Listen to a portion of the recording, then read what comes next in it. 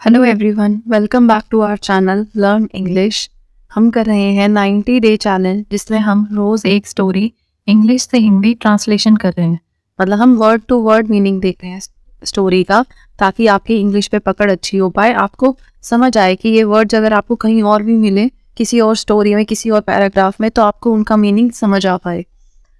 और आपको ये भी पता चलेगा इससे कि कैसे इंग्लिश पढ़ना है, सेंटेंसेस में कहाँ ब्रेक आएगा, कैसे किस वर्ड को कैसे बोलना है। मैं बोलूँगी तो आप अगर साथ साथ बोलेंगे तो आपको उससे भी फ़र्क पड़ेगा। इसके अलावा हम एक नई सीरीज भी शुरू करने जा रहे हैं जल्दी, जिसमें हम प्रोनाउंसिएशन या उच्चारण ही देखेंगे। सिर्फ हमारा फोकस उस पर ही होगा, ताकि आपकी वो चीज़ भी सुधार हो पाए, उच्चारण में भी आपका सुधार हो पाए। अभी हम करेंगे, लेकिन इस स्टोरी में इंग्लिश से हिंदी ट्रांसलेशन ही, वर्ड टू वर्ड देखेंगे हम कि किस शब्द का क्या मीनिंग है। आज है हमारा डे 21 और ये हमारा 90 डेज तक चलेगा चैलेंज, जिसमें हम डेली 90 डे तक यही करेंगे, एक स्टोरी रोज, अलग अलग स्टोरीज। तो हमारी आज की स्टोरी है द काइंड किंग। काइंड होता है दयालु, और किंग आपको पता है होता है राजा। तो एक दयालु राजा की स्टोरी है ये। वंस अपॉन अ टाइम, या ऐसे जब भी कोई स्टोरी शुरू होती है आपकी, तो इसका मतलब होता है कि आपका पास्ट टेंस है, या आप कह सकते हो कि भूतकाल है। इसका मतलब क्या है कि हमारी सारी स्टोरी जो है पहले कभी हुई थी। हो सकता है ये फिक्शनल भी हो। Once upon a time mostly fairy tales या फिक्शनल स्टोरीज के साथ भी यूज होता है। फेरी टेल्स मतलब कि परियों की स्टोरीज, या फिर फिक्शनल हो गया कि मतलब मनगढ़ंत स्टोरीज जो होती है, जो बच्चों के लिए बनाई जाती हैं, या फिर बड़े लोगों के लिए भी होती है। वैसे तो मतलब जैसे मूवीज है वो फिक्शनल है, तो ऐसे ही फिक्शनल स्टोरीज के उसमें once upon a time use होता है। पर इसका मतलब क्या होता है, पूरे फ्रेज का, फ्रेज होता है आपका एक छोटा पार्ट सेंटेंस का, जिसका खुद में इतना कोई मीनिंग नहीं है और हम उसे औरों के साथ यूज करते हैं। तो वंस अपॉन अ टाइम हो गया आपका एक समय की बात है, एक समय की बात है। Once upon a time, comma पे आपको पॉज लेना हमेशा। Once upon a time there was a kind and generous king who ruled over a prosperous kingdom. ठीक है, पूरा सेंटेंस पढ़ेंगे और फिर उसकी ट्रांसलेशन करेंगे। तो once upon a time there was a kind and generous king who ruled over a prosperous kingdom. एक दयालु और उदार राजा था। ठीक है, जनरस होता है आपका उदार, काइंड हो गया आपका दयालु, जनरस होता आपका उदार राजा था, जो कि एक प्रॉस्पेरस किंगडम पे रूल करता था। रूल्ड है आपका रूल की सेकंड फॉर्म, इसका मतलब होता है राज करना। ठीक है, रूल होता है राज करना। प्रॉस्पेरस का मीनिंग होता है समृद्ध। समृद्ध मतलब जहाँ कोई कमी ना हो, या फिर आप बोल सकते हैं संपन्न। समृद्ध, या फिर आप बोल सकते हैं संपन्न। ठीक है, संपन्न या समृद्ध। किंगडम होता है आपका साम्राज्य, साम्राज्य। ठीक है, तो एक दयालु और उदार राजा था, जो कि एक समृद्ध साम्राज्य पर राज करता था। एक समय की बात है, एक दयालु और उदार, दयालु व उदार भी बोल सकता है, दयालु और उदार राजा था, जो एक समृद्ध साम्राज्य पर राज करता था। ठीक है, he was loved by his people for his fair judgement. Loved है आपका लव की सेकेंड फॉर्म। वॉज का मतलब होता है आपका था। ठीक है, जनरस का भी देख लिया था हमने मीनिंग, ये सारा हो गया था हमारा। ही was loved by his people, मतलब उसके लोगों द्वारा वह बहुत प्रिय था, या उसके लोग उसे बहुत पसंद करते थे। क्यों? For his fair judgements. Fair या कलर के लिए भी यूज होता है वैसे तो, लेकिन यहाँ पे फेयर जजमेंट का मतलब होता है कि निष्पक्ष। फेयर होता है यहाँ पे आपका हो गया फेयर, निष्पक्ष मतलब किसी की साइड नहीं लेना। ठीक है, फेयर जजमेंट, निष्पक्ष निर्णय लेता था वो। राजा। एंड गुड डीड्स, किस चीज के लिए? निष्पक्ष निर्णयों के लिए और उसके द्वारा जो अच्छे काम किए जाते थे। गुड डीड हो गया आपका अच्छे कर्म या अच्छे काम, अच्छे कर्म या काम बोल सकते हो। तो वह अपने लोगों का बहुत प्रिय था या उसके लोग उसे बहुत पसंद करते थे। क्यों? उसके अच्छे कामों की वजह से और निष्पक्ष निर्णयों की वजह से। तो आप यहाँ लिखेंगे अपने निष्पक्ष निर्णय और अच्छे कर्म की वजह से, या के कारण भी लिख सकते हो आप, ठीक है, की वजह से, की वजह से वह अपने वह अपने लोगों का बहुत प्यारा था या अपने लोगों का बहुत प्रिय था। लोगों का या लोगों को बहुत प्रिय था। हावेवर होता है आपका हालांकि या यद्यपि, ठीक है, हालांकि।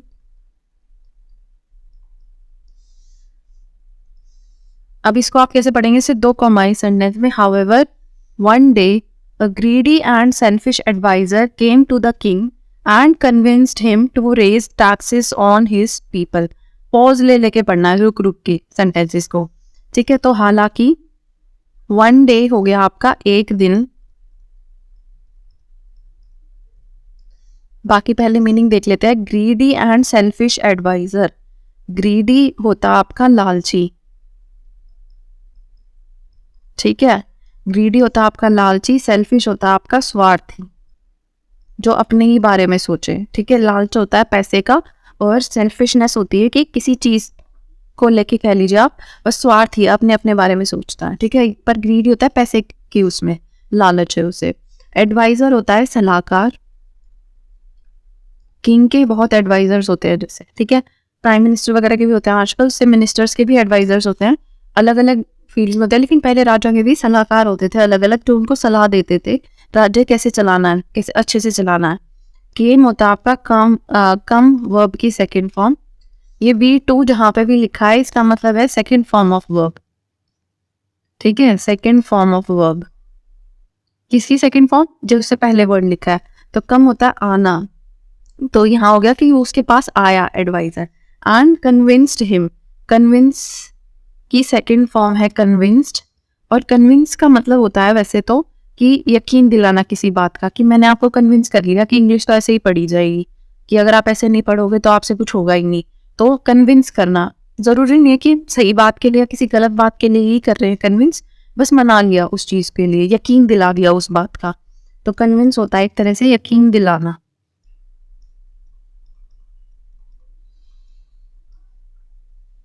कन्विंस्ड हिम हो गया कि उसे यकीन दिला दिया, किस चीज के लिए या किसी लिए मना लिया। यहाँ पे इसका ये भी हो सकता है मनाना, ठीक है, मनाना या कन्विंस करना हो गया यकीन दिलाना, मनाना या यकीन दिलाना। तो उसे मना लिया किस चीज के लिए? To raise taxes on his people.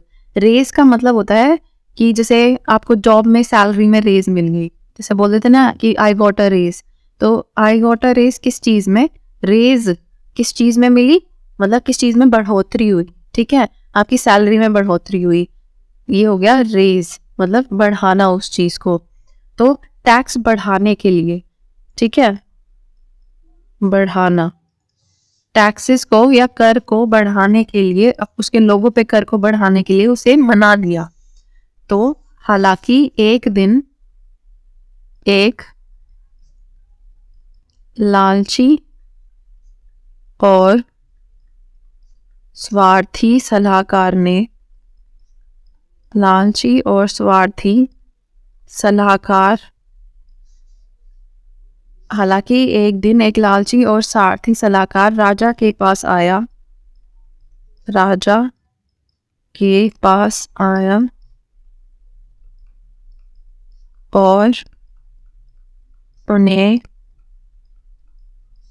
किसको मना लिया? उन्हें मना लिया उसने, किस चीज के लिए? उनके लोगों पे कर बढ़ाने के लिए। और उसने उन्हें लिख देते हैं, और उसने उन्हें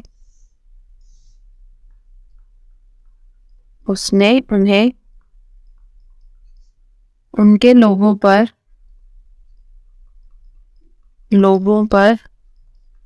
या तो आप उनके लोगों पर बोल सकते हो या बोल सकते हो प्रजा पर, ठीक है, क्योंकि राजा के जो लोग होते हैं वो उनकी प्रजा ही होती है। तो उसने उन्हें प्रजा पर कर बढ़ाने के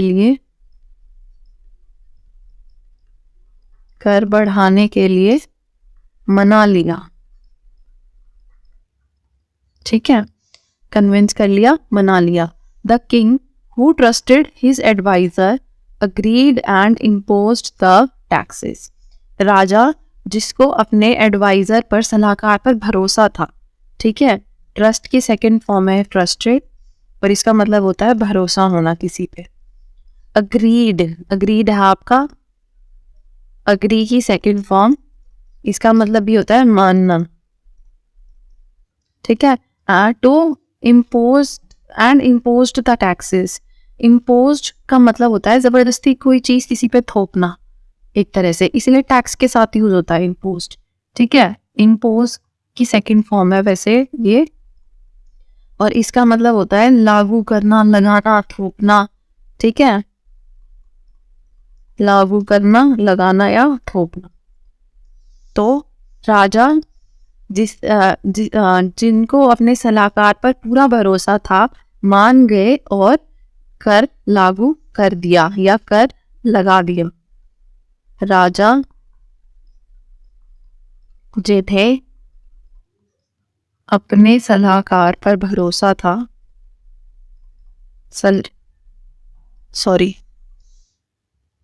जिन्हें अपने सलाहकार पर भरोसा था, मान गए और कर लागू कर दिया, ठीक है। एज अ रिजल्ट मतलब कि आपका फाइनल रिजल्ट क्या निकला या निर्णय क्या आया कि पीपल सफर्ड ग्रेटली, मतलब लोगों ने बहुत सफ़र किया। सफर्ड है आपका, सफ़र की सेकंड फॉर्म, और सफ़र करना होता है किसी चीज से बहुत दुख मिलना, ठीक है। तो सफर्ड ग्रेटली हो गया कि भारी स्तर पर दुख मिलना, या आप बोल सकते हो सफर्ड ग्रेटली हो गया बहुत दुख, ठीक है, बहुत ज्यादा दुख मिला उन्हें, सफर्ड ग्रेटली हो गया बहुत दुख। एंड मैनी ऑफ देम, उनमें से बहुत सारे लोग जो है वो पुअर एंड होमलेस बन गए। बिकेम होगा आपका बिकम की सेकंड फॉर्म, और इसका मतलब होता है बनना, ठीक है। आई बिकेम अ सोल्जर, या मैं एक सिपाही बन गया। पुअर का मतलब होता है गरीब, होमलेस होता है आपका बेघर, जिनका घर ना हो, होम और लेस, ठीक है, बिना घर के, बेघर। तो नतीजा यह हुआ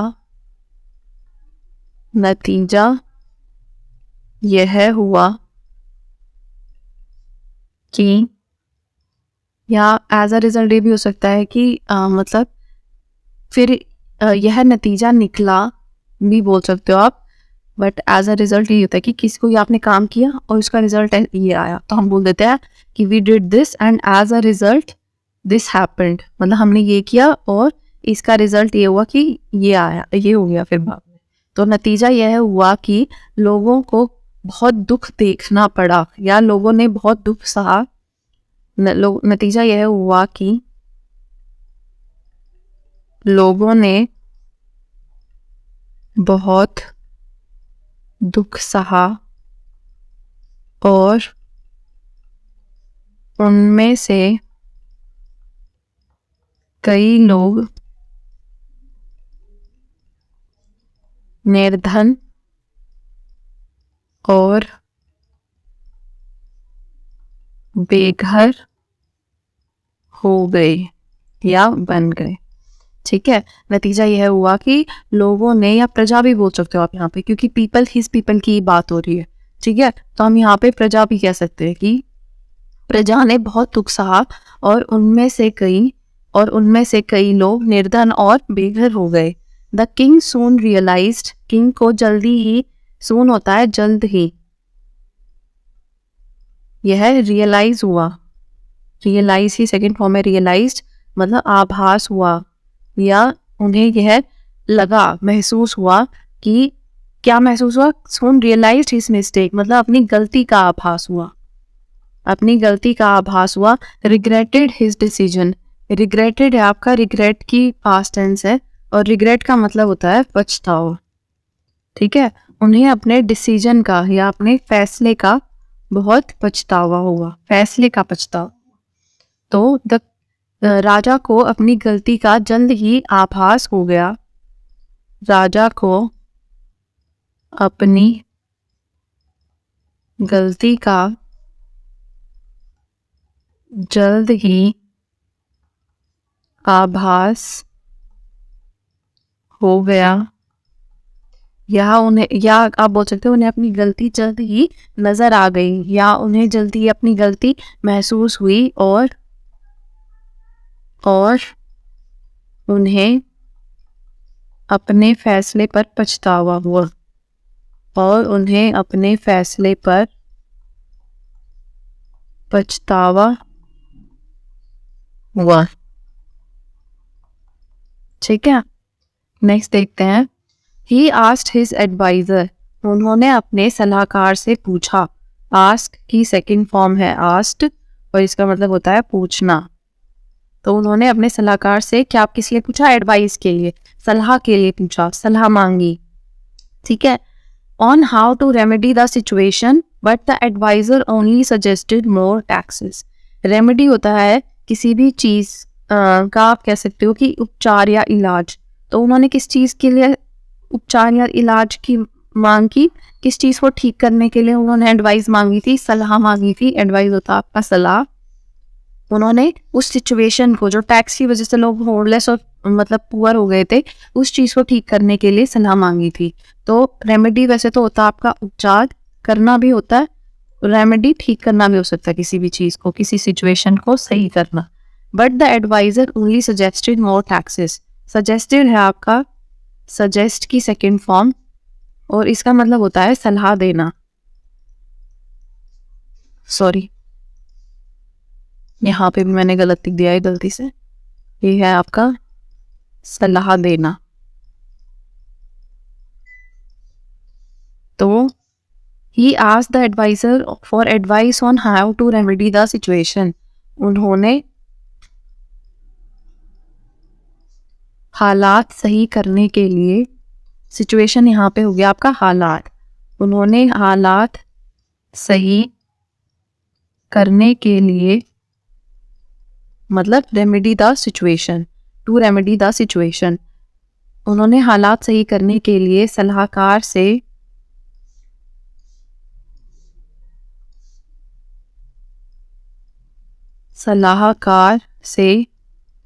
सलाह मांगी, पता नहीं आज बार बार सलाह गलत ही लिख ली, सलाह मांगी, लेकिन सलाहकार ने केवल, ओनली होता है केवल, ठीक है, सलाहकार ने केवल कर्ज और ज्यादा बढ़ाने की सलाह दी, सलाहकार ने केवल कर्ज और ज्यादा बढ़ाने की सलाह दी, सलाहकार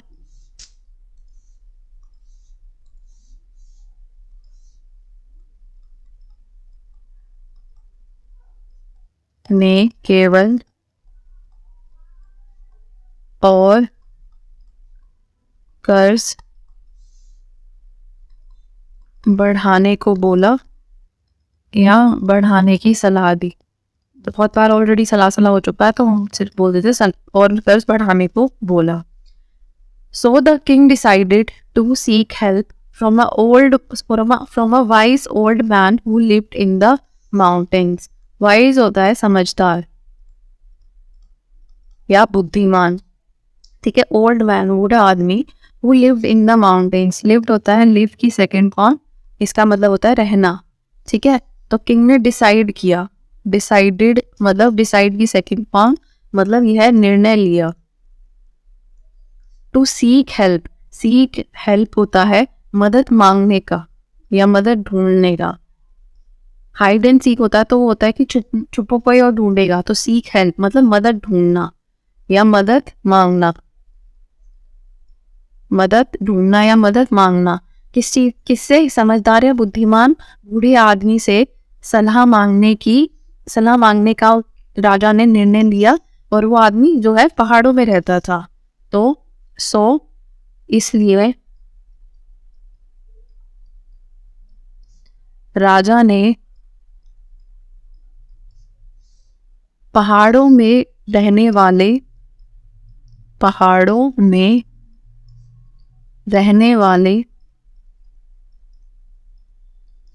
समझदार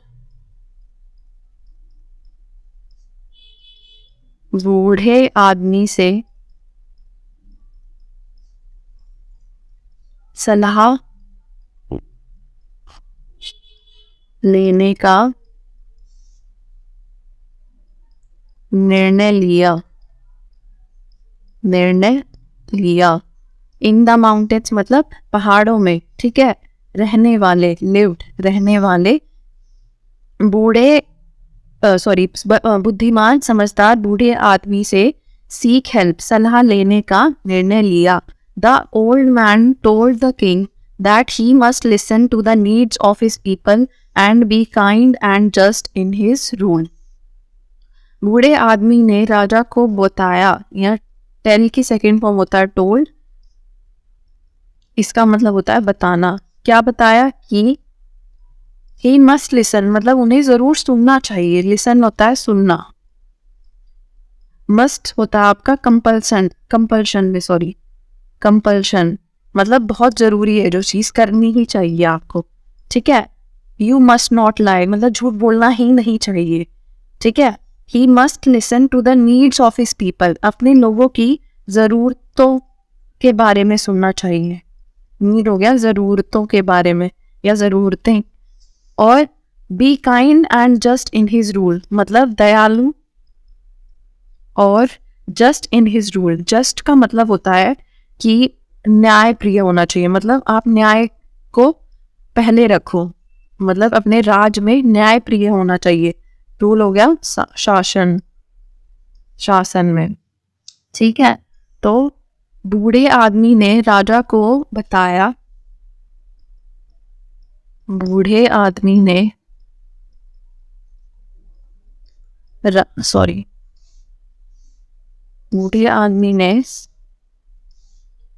राजा को बताया कि उन्हें प्रजा की जरूरतों के बारे में जरूर सुनना चाहिए।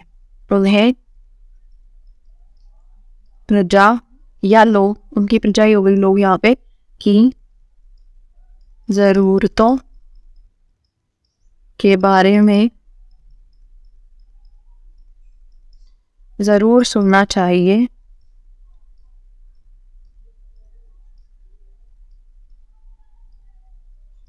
और अपने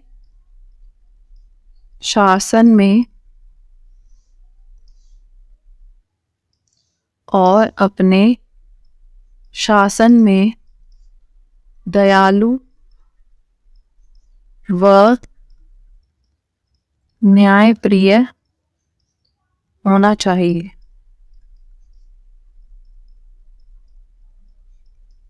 the king return to his kingdom मतलब रिटर्न हो गया, रिटर्न की सेकेंड फॉर्म, और इसका मतलब होता है वापस जाना। तो वह अपने राज्य या साम्राज्य वापस चले गए, ठीक है। And abolish the taxes, abolish है आपका अबॉलिश की सेकेंड फॉर्म, और इसका मतलब हो गया आपका हटाना। वैसे तो होता है तोड़ना होता है ढंग से, तो इसका मतलब अबॉलिश होता है कैसे, किसी चीज को समाप्त करना या तोड़ना। समाप्त करना या तोड़ना, तो उन्होंने टैक्स को हटा दिया, पर टैक्सेस के साथ यूज हो रखा है, इसमें हम अबॉलिश्ड में हटाना होगा। Restoring the trust of and love of his people. Restore का मतलब होता है कि किसी भी चीज को पुनर्स्थापित करना या फिर से लेके आना, ठीक है। रिस्टोरिंग हो गया आपका पुनर्स्थापित करना। किस चीज को पुनर्स्थापित किया उन्होंने? विश्वास, ट्रस्ट हो गया आपका विश्वास व प्यार को, किसमें? प्रजा में। तो किंग मतलब राजा अपने साम्राज्य लौट आए या वापस आ गई बोल सकते हो आप, और उन्होंने कर्ज हटा दिया, ठीक है। या आप बोलोगे बल्कि कर्ज हटाकर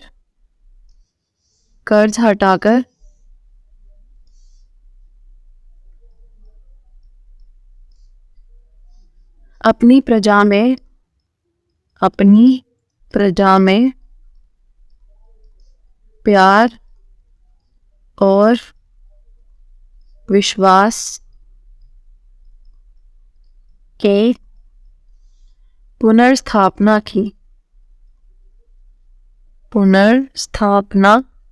की, ठीक है। ही लर्नड, उन्होंने सीखा। लर्न हो गया आपका, लर्न की सेकंड फॉर्म, इसका मतलब हो गया सीखना। उन्होंने क्या सीखा कि ग्रीड एंड सेल्फिशनेस, ग्रीड होता है आपका लालच और सेल्फिशनेस होता है आपका स्वार्थ। उन्होंने सीखा कि ग्रीड और सेल्फिशनेस, लालच और स्वार्थ can lead to destruction. Destruction का मतलब होता है किसी भी चीज का नाश होना, ठीक है। तो डिस्ट्रक्शन हो गया आपका कि वो चीज का विनाश होना, समाप्त होना, विनाश। बट काइंडनेस एंड जस्टिस मतलब दया भाव और न्याय से खुशियां और समृद्धि हर जगह आ जाती है। टू ऑल मतलब सबको या हर जगह भी बोल सकते हो आप, ठीक है। सब में या सबको खुशियां और समृद्धि लाती है। तो उन्होंने सीखा कि लालच और स्वार्थ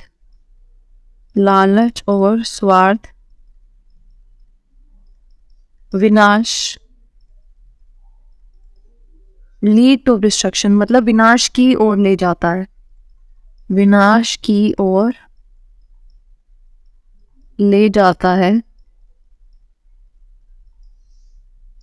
और आपका ये वाला हो रहा है, विनाश की ओर ले जाता है, लेकिन या जबकि दया भाव, या सिंपल आप बोल सकते हो दया और न्याय भाव भी बोल सकते हो आप। दया भाव और न्याय से सबके जीवन में खुशी और समृद्धि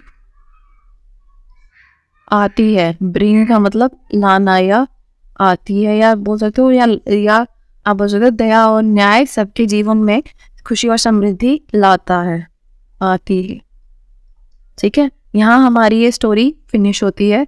नेक्स्ट क्लास में करेंगे हम next story. Thank you so much for watching, see you next time.